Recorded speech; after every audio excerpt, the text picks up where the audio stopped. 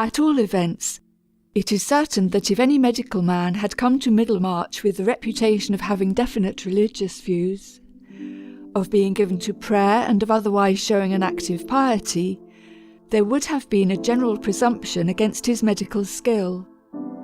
George Eliot. When a medically educated man talks and writes of religion and of God, he is rightly enough questioned by his brothers, who are too busy with the hard work of practice to be concerned with anything but material problems.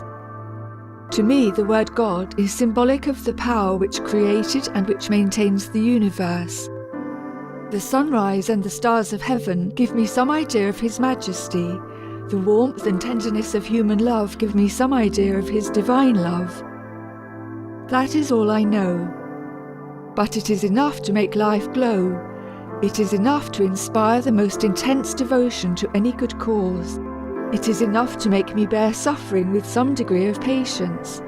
And it is enough, finally, to give me some confidence and courage even in the face of the great mystery of death.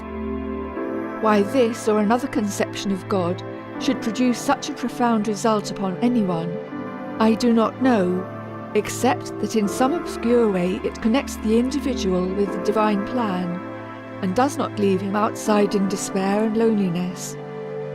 However that may be, it will be conceded that a religious conception of some kind does much toward justifying life, toward making it strong and livable, and so has directly to do with certain important problems of illness and health.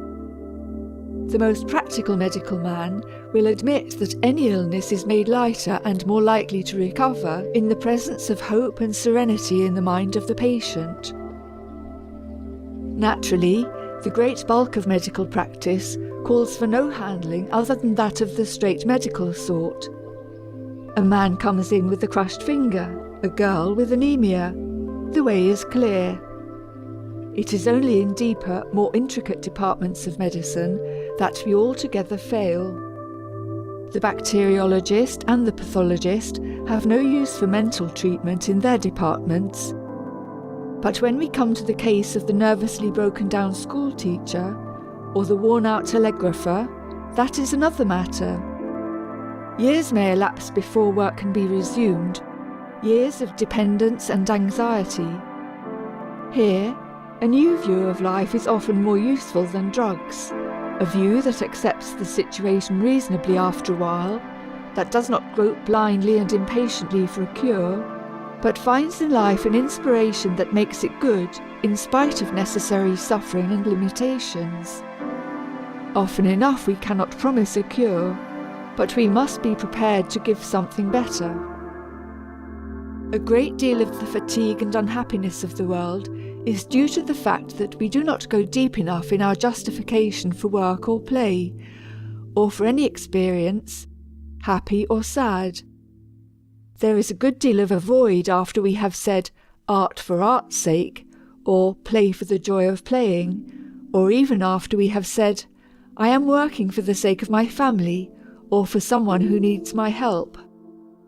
That is not enough, and whether we realize it or not, the lack of deeper justification is at the bottom of a restlessness and uncertainty which we might not be willing to acknowledge, but which nevertheless is very real.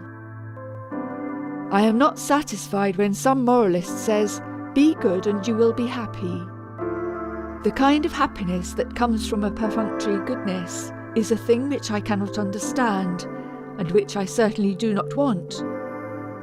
If I work and play and serve and employ, making up the fabric of a busy life, if I attain a very real happiness, I am tormented by the desire to know why I am doing it, and I am not satisfied with the answer I usually get. The patient may not be cured when he is relieved of his anemia, or when his emaciation has given place to the plumpness and suppleness and physical strength that we call health. The man whom we look upon as well, and who has never known physical illness, is not well in the larger sense until he knows why he is working, why he is living, why he is filling his life with activity. In spite of the elasticity and spring of the world's interests, There must come, often, with a kind of fatal insistence, the deep demand for a cause, for a justification. If there is not an adequate significance behind it, life, with all its courage and accomplishment, seems but a sorry thing, so full of pathos, even in its brightest moments, so shadowed with a sense of loss and of finality that the bravest heart may well fail and the truest courage relax, supported only by the assurance that this way lies happiness, or that right is right. What is this knowledge that the world is seeking, but can never find? What is this final justification? If we seek it in its completeness, we are doomed always to be ill and unsatisfied. If we are willing to look only a little way into the great question, if we are willing to accept a little for the whole, content because it is manifestly part of the final knowledge, and because we know that final knowledge rests with God alone, we shall understand enough to save us from much sorrow and painful incompleteness. There is, in the infinitely varied and beautiful world of nature, and in the hearts of men, so much of beauty and truth that it is a wonder we do not all realize that these things of common life may be in us and for us, the daily and hourly expression of the infinite being we call God. We do not see God, but we do feel and know so much that we may fairly believe to be of God that we do not need to see Him face to face. It is something more than imagination to feel that it is the life of God in our lives, so often unrecognized or ignored, that prompts us to all the greatness and the inspiration and the accomplishment of the world.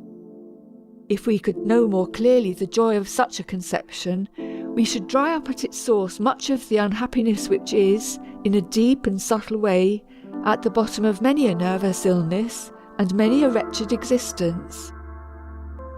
The happiness which is found in the recognition of kinship with God, through the common things of life, in the experiences which are so significant that they could not spring from a lesser source, the happiness which is not sought, but which is the inevitable result of such recognition, this experience goes a long way toward making life worth living.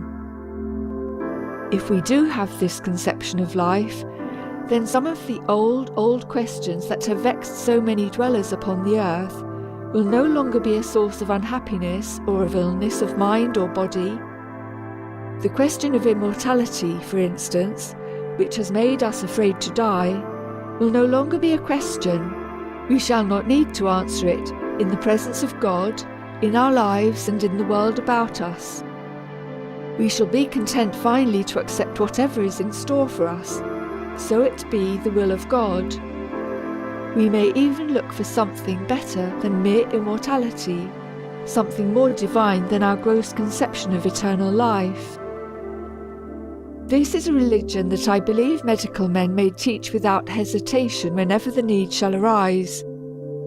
I know well enough that many a blunt, if kindly man cannot bring himself to say these words, even if he believes them, but I do think that in some measure they point the way to what may wisely be taught. There is a practice of medicine, the common practice, that is concerned with the body only, and with its chemical and mechanical reactions. We can have nothing but respect and admiration for the men who go on year after year in the eager pursuit of this calling.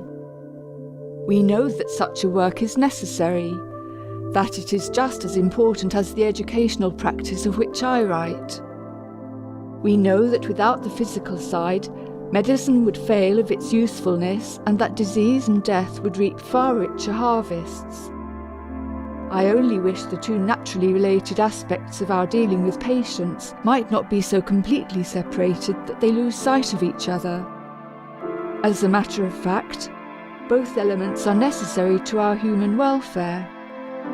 If medicine devotes itself altogether to the cure and prevention of physical disease, it will miss half of its possibilities.